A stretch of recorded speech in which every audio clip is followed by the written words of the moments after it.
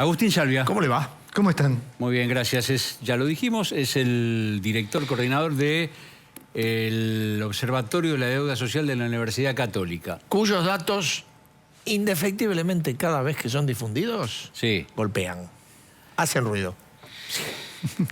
En 2 minutos, en base a los trabajos que ha hecho la gente de la Universidad Católica, un informe sobre la pobreza en la Argentina. Desde el año 2011, la pobreza no para de crecer. Afecta a 3 de cada 10 argentinos. Según el reciente informe del Barómetro de la Deuda Social de la Infancia, alcanza el 40% de los niños y adolescentes. Esta medición supera largamente el 29% de pobreza registrado en el mes de julio para la población adulta y representa a casi 5 millones de chicos que conviven con la escasez. En Argentina hay 11 millones de pobres, de los cuales 2 millones son indigentes. Estos datos, sin embargo, difieren sustancialmente en la última medición oficial que ubicó la pobreza en apenas 4.7%. Fue la propia presidenta quien reveló esta cifra. Es una combinación de políticas muy fuertes, muy activas, que nos han permitido hoy tener un índice de pobreza por debajo del 5% y también de indigencia del 1,27%, si mal no recuerdo.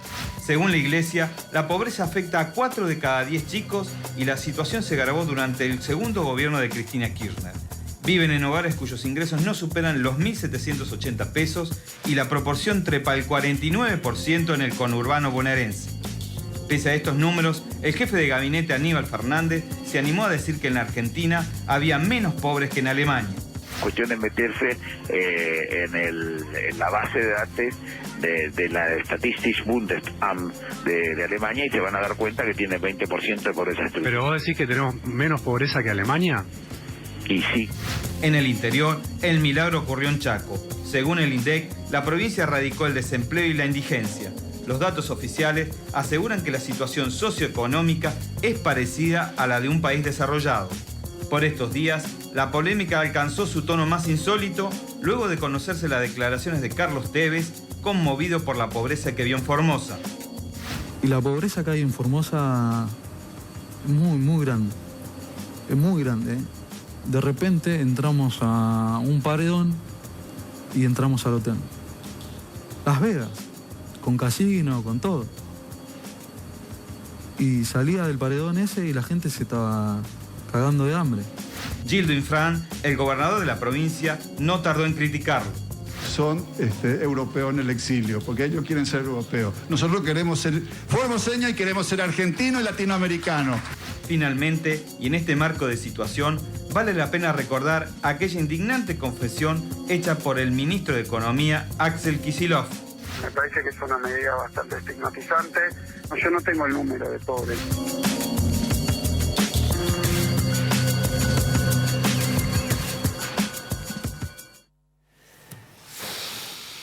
Vamos a darle una mano a Kicillof, que no sabe. ¿Cuánto es el número de pobres en la Argentina, Salvia? Son muchos. Usted lo sabe. Son muchos, sí. Más allá del tipo, el método que utilicemos, vamos a encontrar que un 20, un 30 o un 40% de la población está afectada por privaciones económicas injustas que hacen que su funcionamiento en la vida social sea claramente autodestructivo, que no permita desarrollar la vida, desarrollar una crianza a sus hijos, educación, inclusión social. Nuestras cifras alcanzan 28,4% de población en situación de pobres. Un tercio, 4 de cada 10 niños en esta misma situación. Si usáramos... Cuando decimos porcentaje estamos hablando de 12 millones de argentinos. 11, 12 millones. A nivel urbano, nuestras mediciones en el caso urbano. Pero incluso usando la encuesta permanente de hogares, usando una canasta muy modesta, nos deja resultados como el 20% de pobres y el 30% de niños. Así que, más allá de que existan diferentes maneras o incluso índices en cuanto a poder medir la pobreza se puede medir, y cuando la medimos, así como cuando medimos el colesterol, hay un índice alto. Y ese índice alto está indicando que hay un problema. Y esta es la situación que estamos afrontando. Ahora, ¿ustedes desde qué tiempo están haciendo medición sistemática y metodológica de situación social, pobreza. El programa del Observatorio de la Deuda Social comenzó en el año 2001, antes de la crisis. Correcto. Como un programa convocado justo por la Universidad Católica, el propio cardenal Bergoglio en ese momento, a pensar cuáles eran las deudas sociales. Y que la Universidad Católica tenía un compromiso frente a los problemas sociales de nuestro tiempo. Está bien, porque no se llama Observatorio Social, sino Observatorio de la Deuda Social. De la deuda social. Exactamente. En esa lógica comenzamos a trabajar teórica, metodológicamente, interdisciplinariamente, para construir un modelo de investigación científica del campo social, y tanto investigadores del CONICET como investigadores de la Universidad de Buenos Aires como de la UCA se han incorporado a un equipo que viene trabajando desde el 2013 y el 2004 hasta la fecha. Ahora, con una encuesta propia. Correcto.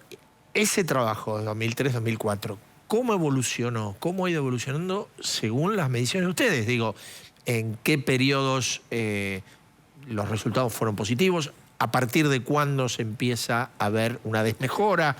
Hay un claro proceso de mejora económica que acompaña la mejora social después de la crisis 2002, durante 2003 hasta el 2006-2007. Ese es un proceso sumamente virtuoso en términos de creación de empleo y reducción de los programas sociales. En ese momento el plan Jefes y Jefas de Hogares. La gente empezaba a tener trabajo, las normas laborales mejoraban, efectivamente mejoraba la capacidad de ingreso de las personas, las políticas públicas tenían financiamiento y efectivamente podían mejorar la infraestructura social. Esto es en términos de gestión el mandato de Néstor Kirchner. Exactamente. También es cierto que en un contexto de reactivación económica, después de haber caído en un pozo... Y en un contexto externo muy favorable. Muy favorable. En un contexto también de una crisis muy profunda de destrucción económica y social.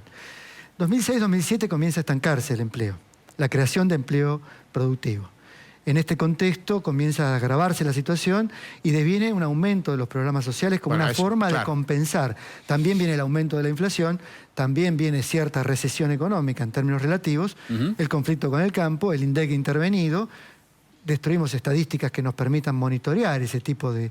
este parate en el proceso de crecimiento, deviene la crisis 2009, hay una caída, un aumento de la pobreza, poco menos de la indigencia, producto de los programas sociales, deviene la asignación universal por hijo, deviene un proceso de incentivo del consumo y 2010-2011 es un momento de mucha reactivación económica vía el consumo interno, con caída de la pobreza por ingresos e incluso con mayor inversión en infraestructura social, que hace que la situación llegue al 2011 como el mejor momento de la década de este gobierno en términos generales. En términos de mediciones de pobreza también. Exactamente. A ver, superiores incluso a los primeros 4 años. Superiores, claro, porque veníamos de un nivel muy alto, 50% de pobres, y que efectivamente llegamos al 2011 en nuestras mediciones con un nivel de 24-23% de pobres, en las mediciones que utilizarían la encuesta permanente de hogares en alrededor del 14-15% de pobres. Para volver a vincularlo al momento político, es 54% de Cristina Fernández de Kirchner en su reelección. O sea, es el momento... no es solamente relato y propaganda, es que había una...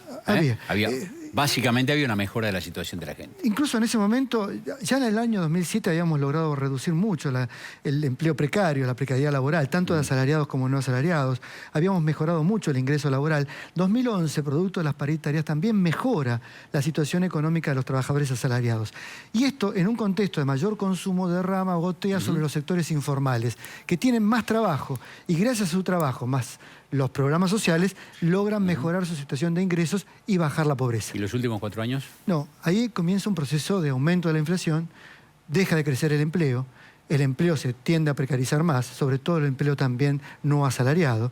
Mantenemos llegando a niveles como los del 2014, como los que llegábamos a tener en el 2006 o 2007.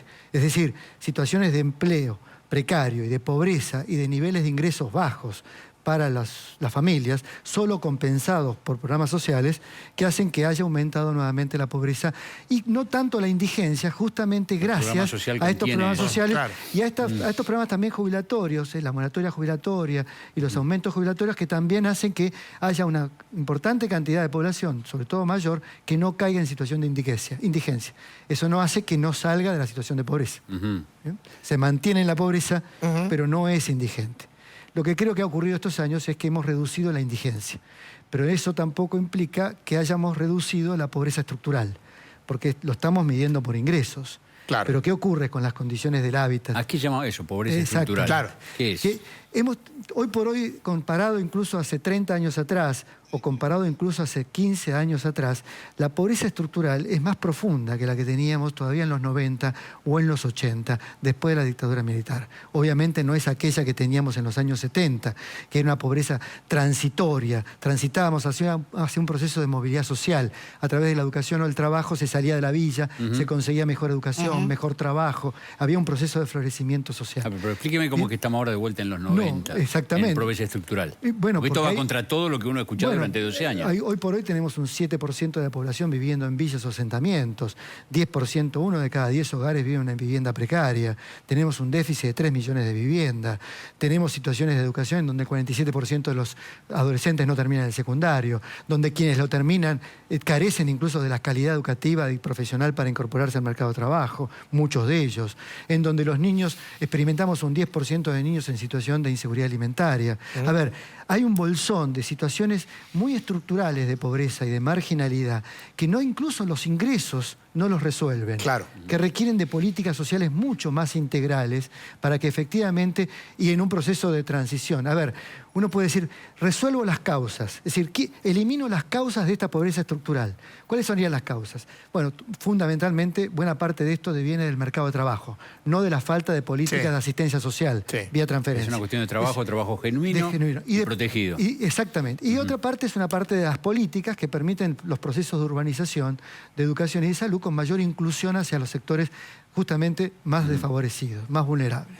Ahora bien, resolvemos las causas, es decir, generamos trabajo, generamos para las nuevas generaciones un proceso de inclusión social. Eso no quiere decir que no haya una generación muy importante de argentinos que está afectado por la exclusión. Incluso los propios... ¿Bien? Creamos trabajo, pero los de 30, 40, 50 años no van a conseguir trabajo en ese nuevo mercado de trabajo que los puede incorporar. Van a quedar todavía afuera.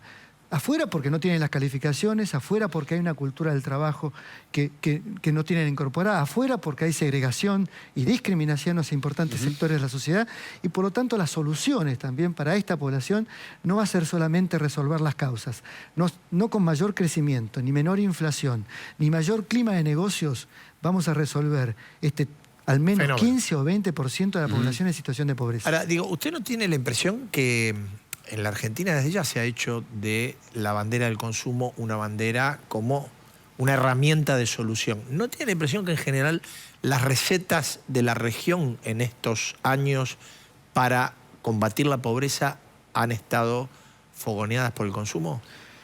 A ver, hemos tenido años muy importantes. Creo que se aprovecharon en un sentido relevante a nivel histórico en Argentina como en el resto de América Latina. Aumentaron los derechos sociales, ¿bien? Los derechos sociales. Incluso el derecho a no ser pobre va a ser un derecho que es posible de reclamar. ¿Bien? Es muy importante este punto. Ahora bien, hemos creado justamente un boom de consumo para que esta pobreza no se sienta, no se viva en algunos momentos de crecimiento económico. Lo que ocurre es que estalla en los momentos de recesión o de inflación o de reversión o de crisis, lo que lo hace muy peligrosa desde el punto de vista de una integración social o de un desarrollo equilibrado. Hemos promovido que el consumo, hacer activos económicos, es decir, ser agentes económicos a los sectores pobres no es suficiente para que sean ciudadanos plenos de derechos.